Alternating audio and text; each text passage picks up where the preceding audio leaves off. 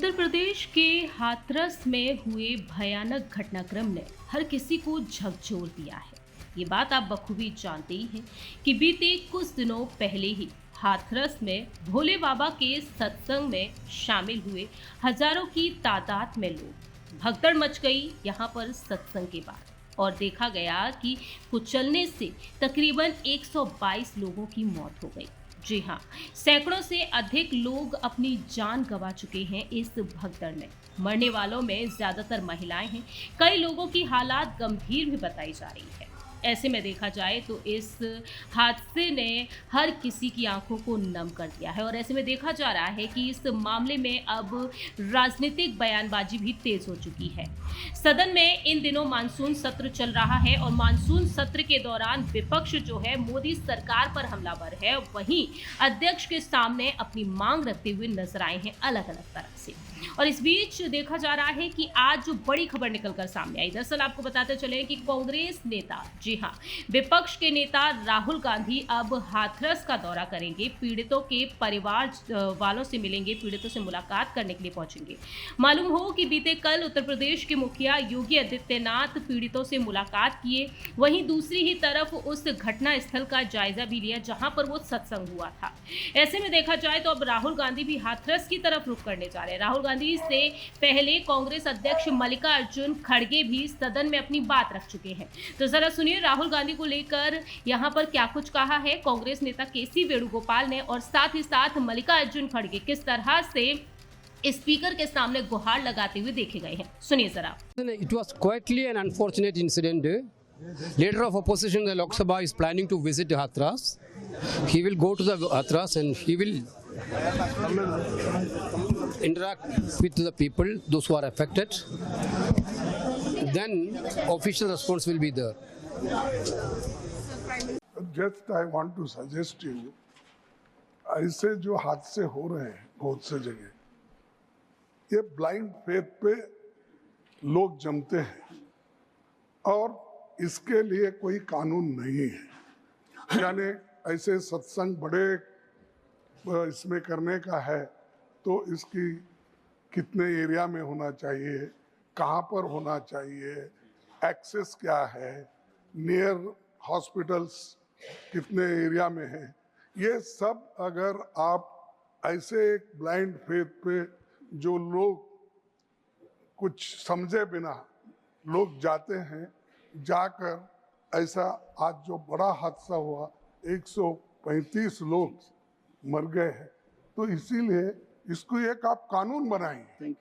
क्योंकि ऐसे blind faith तो बहुत से लोग पुलिस ऑफिसर्स बन रहे सत्संग में। Thank you sir.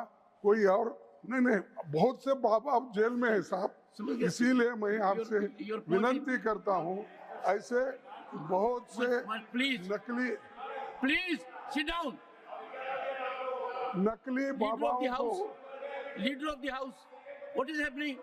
नकली बाबाओं को एक सेकंड, एक Singh, if the leader of the opposition is on his legs, I will not countenance anyone interrupting.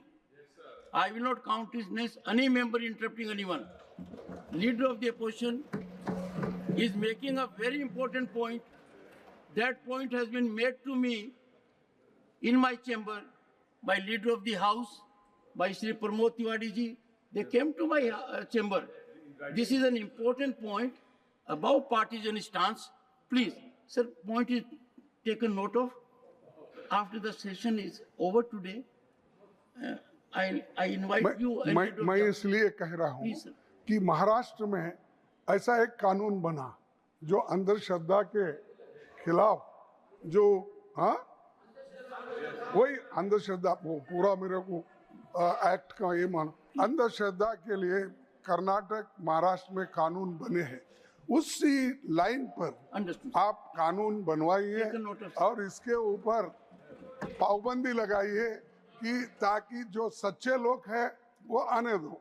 नकली लोग आकर पैसे के लिए बहुत जगह वो आश्रम बनाकर लोगों को लूट रहे हैं, ऐसे मर जाए।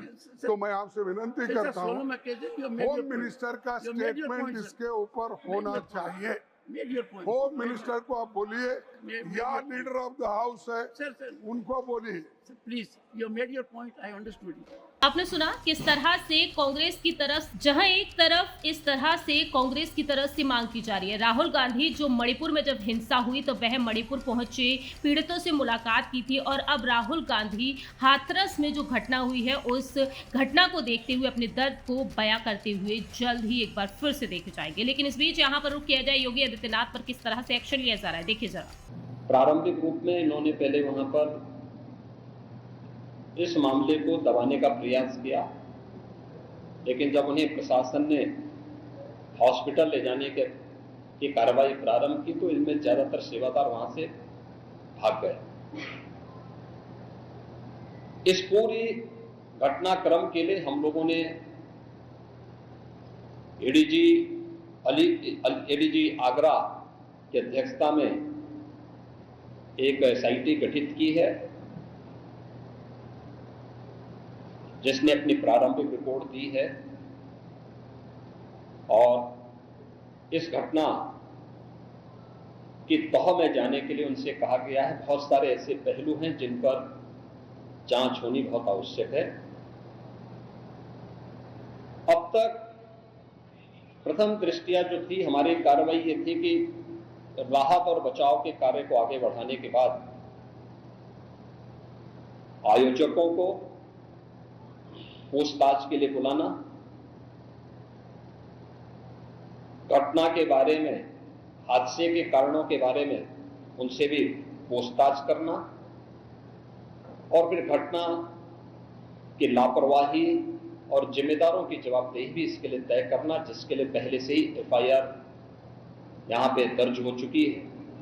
इसके लिए कार्रवाई आगे बढ़ रही है।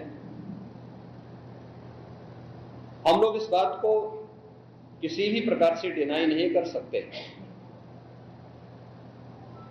इस प्रकार की घटना केवल एक हादसा नहीं होता। अगर हादसा भी है तो उसके पीछे कौन जिम्मेदार है, और अगर वह घटना घटित हुई है तो इसके पीछे हादसा नहीं तो साजिश किसकी है,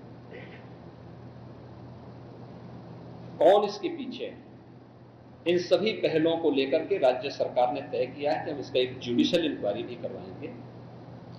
और जुडिशियल इंक्वायरी हाईकोर्ट के एक रिटायर्ड जज की अध्यक्षता में होगी, जिसमें प्रशासन और पुलिस के भी रिटायर्ड सीनियर अधिकारियों को रख करके इस पूरी घटना की तह में जाकर के जो भी इसके लिए दोषी होगा उन्हें इसकी सजा देना, और इस प्रकार की घटना की पुनरावृत्ति न हो, इनके बारे में एक सुझाव और एक एसओपी उनके माध्यम से बनाई जा सके, जिसे आगे इस प्रकार के किसी भी बड़े आयोजन में लागू किया जा सके। यह हम लोग सुनिश्चित करेंगे। और मैंने यहां पर भी हाथरस में भी और सिकंदराबाद के घटनास्थल का मैंने दौरा किया, यद्यपि वहां काफी बारिश थी, और वहां जाकर के मैंने एक बार उसको देखने का प्रयास किया है। यद्यपि प्रशासन ने पहले से इसके मैप भी बना के तैयार किए थे, वो भेजे भी थे, लेकिन हादसे के कारणों की प्रारंभिक व्यवस्था देखी जा सके, इसको देखने के लिए वहां पर मैं स्वयं गया था। और हमारे 3 मंत्री यहाँ पर कल से ही कैंप कर रहे थे। मुख्य सचिव और पुलिस महानिदेशक भी यहाँ पर कल से ही कैंप कर रहे हैं। सीनियर अधिकारीगण भी यहाँ पर पुलिस और प्रशासन के अधिकारीगण यहाँ पहले से ही कैंप करते हुए इस पूरी घटना के लिए जिम्मेदारों की जवाबदेही तय करने की भी दिशा में आगे कार्रवाई की जा रही है, जिसमें कुछ विशेष दल बनाए गए हैं, जिनमें अलग अलग जनपदों में उनकी कार्रवाई अब प्रारंभ होगी, और प्रारंभिक जांच के बाद आगे की कार्रवाई को हम लोग आगे बढ़ाने का कार्य करेंगे। आपने देखा कि किस तरह से योगी सरकार भी लगातार जांच पड़ताल को लेकर अधिकारियों को आगे की हुई है, लेकिन अब जल्द से जल्द यहां पर ये भी सामने आएगा कि आखिरकार किस तरह से ये भगदड़ मच गई, आखिरकार ये भगदड़ क्यों हुई जिसमें सैकड़ों से अधिक लोगों की जान चली गई। और ऐसे में योगी आदित्यनाथ साफ तौर पर कह चुके हैं कि अब जल्द ही दोषियों को सजा मिलेगी, दोषियों को वह छोड़ने वाले नहीं। और दूसरी ही तरफ ये भी कहा जा रहा है कि जो बाबा भोलेनाथ हैं, जो मौके पर वहां से गायब नजर आए, उन्होंने भी अपना बयान दिया। अब यहां पर सवाल ये उठ रहे हैं कि आखिरकार यहां पर बाबा पर एफआईआर होगी या फिर नहीं, क्योंकि कई लोगों पर एफआईआर दर्ज की जा चुकी है। देखते हैं कि आखिरकार राहुल गांधी यहां पर आने वाले समय में क्या कुछ फैसला लेते हुए देखे जाएंगे। फिलहाल इस खास रिपोर्ट में इतना ही। देश और दुनिया की तमाम खबरों के लिए आप देखते रहिए यूआईपी न्यूज। धन्यवाद।